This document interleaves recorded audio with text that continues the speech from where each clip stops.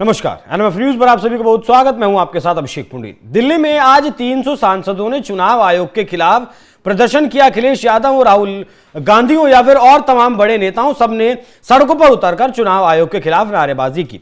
हालांकि कर्नाटक का जो चुनाव आयोग है उसकी तरफ से राहुल गांधी को नोटिस दिया जा चुका है। हरियाणा का जो चुनाव आयोग है उसकी तरफ से नोटिस दिया जा चुका है। राहुल गांधी चुनाव आयोग के पहले ईवीएम पर आरोप लगाते थे, अब चुनाव आयोग पर आरोप लगा रहे हैं, लेकिन सबूत देने के लिए तैयार नहीं है।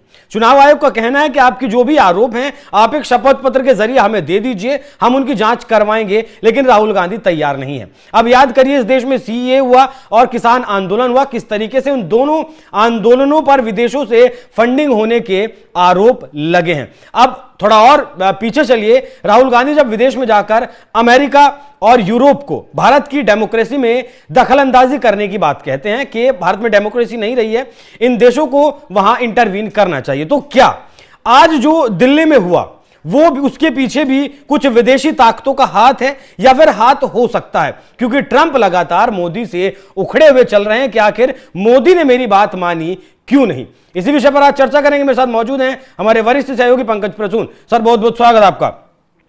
कहानी बहुत लंबी है, बहुत बड़ी है, लेकिन मैं सीधे शब्दों में आपसे जानना चाहूंगा कि क्या ऐसा हो सकता है कि विदेशों से अब इस आंदोलन के नाम पर भी फंडिंग आए और इसे और ज्यादा भड़काया जाए बिना सबूतों के, बिना आधार के? मैं एक सवाल पूछता हूं आपसे, जवाब दीजिएगा ईमानदारी से। राहुल गांधी ने जो प्रेजेंटेशन दिया उसमें फ्रॉड करने वाले में एक भी मुस्लिम का नाम था क्या?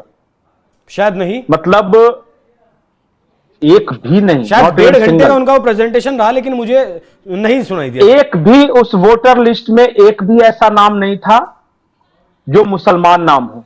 यह संयोग है, इत्तेफाक है, क्या इसे कहेंगे?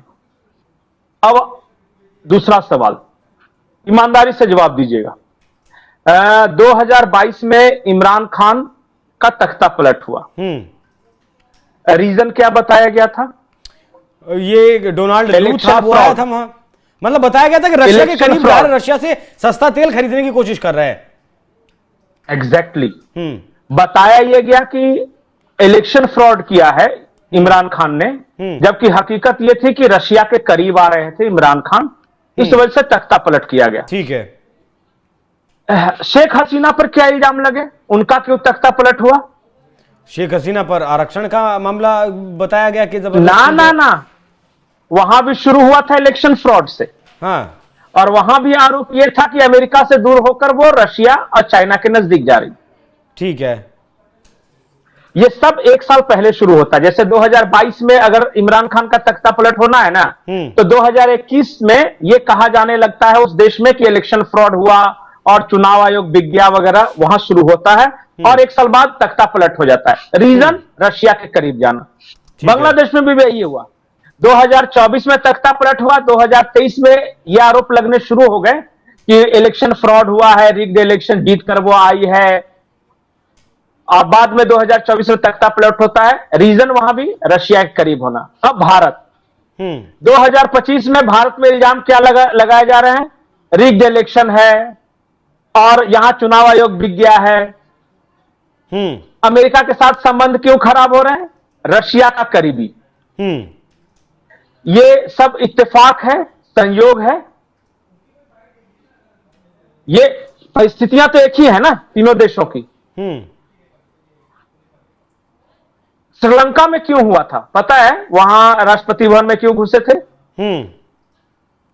चाइना का करीबी, चाइना से लोन लिया था और अमेरिका से दूरी। श्रीलंका में वहां भी यही आरोप लगा था कि चुनाव आयोग बिक गया है, इलेक्शन वहां रिग्ड है। भारत में क्या हो रहा है? वही सेम चीज हो रहा है कि नहीं हो रहा है? बोलिए अगर मैं गलत बोल रहा हूं। हाँ, नहीं, सही कह रहे हैं। अब आइए ज्यादा गंभीर, ये तो मैंने सवाल पूछा, दर्शकों के लिए भी दिल से आप जवाब दीजिएगा। अब मैं आपको गंभीर विषय की ओर आता हूं। महादेवपुरा, जहां को लेके राहुल गांधी प्रेजेंटेशन दे रहे हैं, वहां मैं देख रहा था इलेक्शन रिजल्ट। वहां पता है कांग्रेस को कितने वोट मिले थे महादेवपुरा में? कितने? 6.5 लाख। बीजेपी को कितने मिले थे? 1.5 लाख के आसपास। उस कॉन्स्टिट्यूएंसी तो अगर वहां महादेवपुरा में जहां बिल्कुल, हम्म तो जहां इलेक्शन में गड़बड़ियां हुई, जहां वोटर लिस्ट में फ्रॉड हुआ, वहां कांग्रेस को 6.5 लाख मिल रहा है और बीजेपी को 1.5 लाख के करीब मिल रहा है। Point to be noted. ठीक है। अब आपको रजन्ना जी को जानते हैं आप? के एन रजन्ना, कभी नाम सुना है? कर्नाटक सरकार में मंत्री हैं, दलित वर्ग से आते हैं, वाल्मीकि समुदाय से। आज ही उनसे इस्तीफा ले लिया गया। अच्छा। पता है कांग्रेस के हैं वो, कांग्रेस के वरिष्ठ नेता हैं, सिद्धारमैया गुट के हैं। उनसे आज ही इस्तीफा क्यों लिया गया पता है? क्यों? उन्होंने कल एक बयान दिया था, और ध्यान से सुनिएगा अभिषेक। मीडिया के सामने आके के एन रजन्ना जी ने कहा था कि जो वोटर लिस्ट बना था वो तो कांग्रेस के जमाने में बना था 2024 में। तो अगर फ्रॉड हुआ होगा तो कांग्रेस की सरकार या उसके कर्मचारी इन्होंने फ्रॉड किया होगा। बीजेपी तो उस वक्त थी नहीं, बीजेपी पे कैसे इल्जाम लगा सकते? मान लिया कि उन्होंने कहा कि अगर मान लिया कि कोई भी कर्मचारी लगाओ, बीएलओ हो, तो वो तो कर्नाटक सरकार का कर्मचारी हो गया, कांग्रेस की सरकार का। एसडीएम हो, जो भी लोग इन्वॉल्व हैं, तो कार्रवाई किसे करनी है? कर्नाटक की कांग्रेस सरकार को। आज तक किया नहीं किया? नहीं, युवराज ने आरोप लगाया तो कैसे कार्रवाई होगी? नहीं, तो राहुल गांधी ने कहा है, धमकी दी है कि जब हमारी सरकार आ जाएगी तो चाहे चुनाव का कोई भी अधिकारी हो, कर्मचारी हो, हम किसी को छोड़ेंगे नहीं। तो भैया मेरे, दादा मेरे, आप ही के मंत्री कह रहे हैं के एन रजन्ना साहब कर लो कार्रवाई। अपने ही राज्य में किया नहीं किया? और जब रजन्ना साहब ने कल मीडिया के सामने यह सवाल उठाया कि अगर इलेक्शन वोटर लिस्ट में गड़बड़ी भी हुई है तो उसकी जिम्मेदारी कांग्रेस की है, तो आज उनसे पद छीन लिया गया, इस्तीफा दिलवा दिया गया आज। अब बताइए, ये इत्तेफाक है, संयोग है या प्रयोग है? मैं गलत बोल रहा हूं जो भी? नहीं, बात तो ठीक कह रहे हैं सर।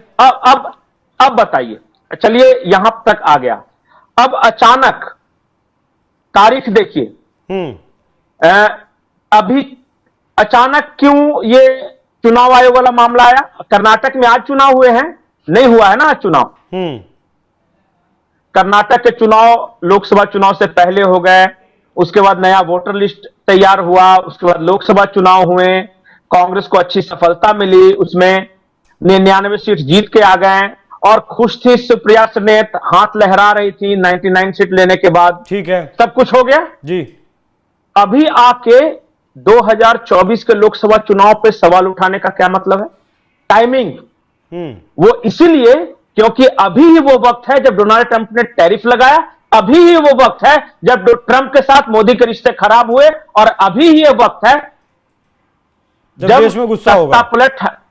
बिल्कुल, महंगाई मैंने तो बढ़ेगी, बेरोजगारी बढ़ेगी। नहीं, मैं पिछले अप्रैल या जून का मेरा वीडियो निकाल लीजिए। मैंने उस वक्त कहा था कि अगस्त सितंबर में इस देश में बड़ा प्रोटेस्ट होने वाला है।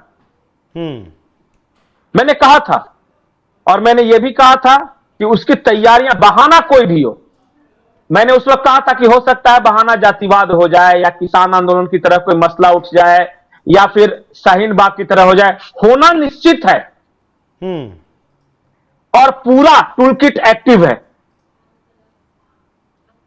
नवंबर दिसंबर तक इस देश में इस तरह माहौल बनाया जाएगा जैसे बांग्लादेश में शेख हसीना के खिलाफ माहौल बनाया गया था, और इमरान खान के खिलाफ पाकिस्तान में माहौल बनाया गया था।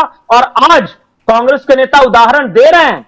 आप कांग्रेस के तमाम नेताओं को देख लीजिए, वो कह रहे हैं कि बांग्लादेश वाली हालत कर देंगे। वो तो उस वक्त भी कही थी, अभी कुछ दिन पहले मुझे याद है, कई नेताओं ने कहा था कि ये भीड़ अगर किसान आंदोलन वाली संसद की तरफ चली जाती, वैसा कुछ बयान था ना सर? अगर मैं गलत नहीं हूं। बिल्कुल, उन्होंने नहीं, उन्होंने कहा था कि अगर बांग्लादेश में तख्ता पलट हो सकता है या पाकिस्तान में हो सकता है तो मोदी को डरना चाहिए, यहां भी हो सकता है। बांग्लादेश जैसे हालात पैदा हो रहे हैं। और ये सलमान खुर्शीद ने भी कहा था उस वक्त, और एक और नेता ने कहा था शायद, हाँ, राकेश टिकैत। ये सारे नेता जो बयान दे रहे हैं वो ऐसे ही इत्तेफाक है, मतलब यूं ही दे रहे हैं अपना मन से, परमात्मा सरस्वती जीवा पर सवार होकर दे रहे नहीं। ये एक कोऑर्डिनेटेड प्लान का हिस्सा, ठीक। इसलिए वो बोल रहे हैं। ठीक है, जहन में बांग्लादेश, जवाब अगर जहन चाहूं। में पाकिस्तान है। जी बताइए। मतलब एक्चुअल में सत्ता पलट ही चाहते हैं लोग, या फिर मेहनत से कुर्सी नहीं। पर जाना चाहते हैं? ना ना ना ना ना, देखिए दिक्कत क्या है कि चाह क्या रहे हैं, चाह रहे हैं प्रयोग करना कि किसी तरह उनकी कोशिश यह है विषय कि किसी तरह भारत में ऑक्युपाई वॉल स्ट्रीट टाइप का मूवमेंट हो जाए, या तहरीर स्क्वायर टाइप का मूवमेंट हो जाए, या बांग्लादेश में जिस तरह हुआ था उस तरह जाके भीड़ जाके पार्लियामेंट पे कब्जा कर ले। कोशिश यही है, लेकिन परेशानी यह है ना कि शाहीन बाग में उन्होंने प्रयोग किया, किसान आंदोलन के समय प्रयोग किया, छोटे छोटे ये सब प्रयोग कर रहे हैं। भारत इतना बड़ा देश है ना, इतना हेट्रोजेनस सोसाइटी है ना, कि ये पूरे देश को इस तरह के उद्वेलित कर ही नहीं पा रहे हैं। अब नया मुद्दा लेकर आए हैं कि चुनाव आयोग के मुख्यालय पे कब्जा कर लो। आज उसी का रिहर्सल था ये देखिएगा, ये बढ़ता जाएगा। हाँ, ये रिहर्सल था, उसकी प्रैक्टिस थी। कोशिश ये है क्योंकि इनको पता चल गया है कि जनता जो है अब वोट के बदौलत हम 272 अकेले नहीं पा सकते। ठीक है सर, बहुत धन्यवाद। बाकी जिस तरीके से कोशिश लगातार पिछले जून से, या फिर कहें कि उस जून से भी पहले, जब तीसरे टर्म में एक बार फिर से जीत दर्ज की, चुनाव प्रचार जब कर रहे थे, तभी से इस तरीके की कोशिशें हम इस देश में देखते आए हैं। बाकी देश इतना बड़ा है, भावनाओं से चलने वाला है देश है, और सही गलत की पहचान रखता है, तो इस तरीके का तख्ता पलट शायद ही इस देश में देखने को मिले। बाकी विपक्ष है, कोशिशों में लग ही रहा है। पंकज जी बहुत धन्यवाद। दर्शकों, आप इस विषय पर क्या सोचते हैं? अपनी राय हमें कमेंट कर जरूर बताएं। नमस्कार।